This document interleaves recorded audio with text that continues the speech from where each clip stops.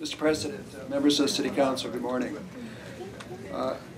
Last April, the City Council voted unanimously to support Assembly Bill 1634, the California Healthy Pet Bill, a bill designed to end the incalculable suffering of unwanted, lost, and homeless dogs and cats in the state of California.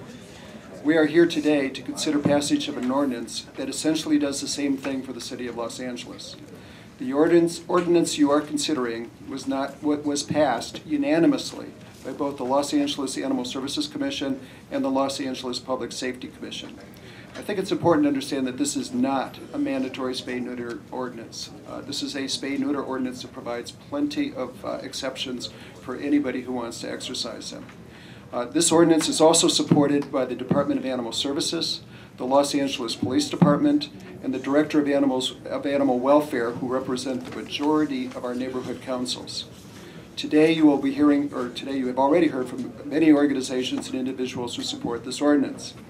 The reason why this ordinance has such overwhelming support from so many who have committed their lives to public safety and animal welfare is because this ordinance represents a fair and prudent response to the city's escalating animal control costs and pet overpopulation problems.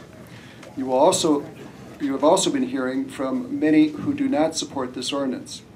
And while you've heard from a wide and diverse array of supporters, I want to call your attention to the fact that many of this ordinance's detractors represent a very narrow and vociferous group of breeders who fear any legislation that brings their questionable practices into the light of day.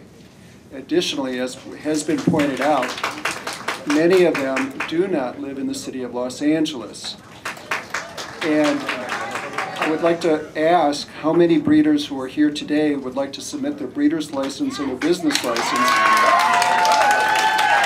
to me before they leave. It is important for the City Council to understand that in the view of the department, no respectable, law-abiding dog or cat breeder need fear this ordinance. There are exemptions for any dog or cat owner regardless of breed or even mixed breed or any age.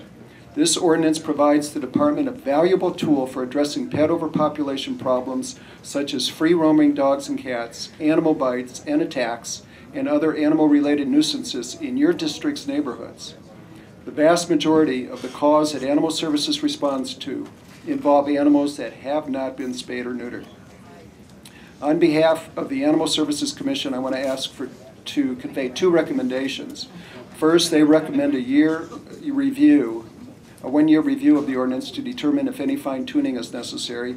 And second, they recommend the Human Relations Commission provide support to the Spay-Neuter Advisory Committee that the ordinance establishes if necessary.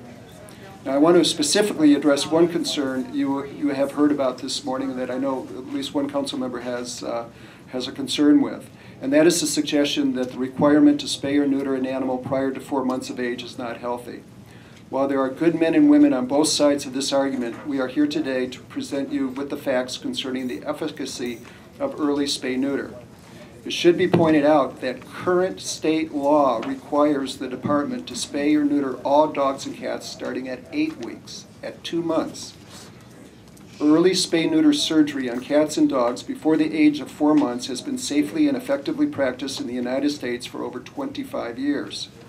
The debate over the health risks associated with early spay-neuter was waged in Sacramento many years ago, and our state representatives understood then, as we in the department do today, that early spay-neuter is safe and in the best interest of animals not meant to breed. In addition to the state legislature, early spay-neuter is advocated and supported by the California Veterinary Medical Association, the American Veterinary Medical Association, the American Animal Hospital Association. Allow our speakers to speak without interruptions. We know that there are folks who have different opinions on this, but please reiterate that warning. Thank you. Thank you. Both of California's veterinary colleges, UC Davis and Western University, and other respected veterinary colleges across the United States, as well as the ASPCA, the Humane Society of the United States, and Defense of Animals, the State Humane Association of California, and the California Animal Control Directors Association. Not only is early spay-neutering proven to be safe and effective, it provides numerous health benefits and protections for cats and dogs.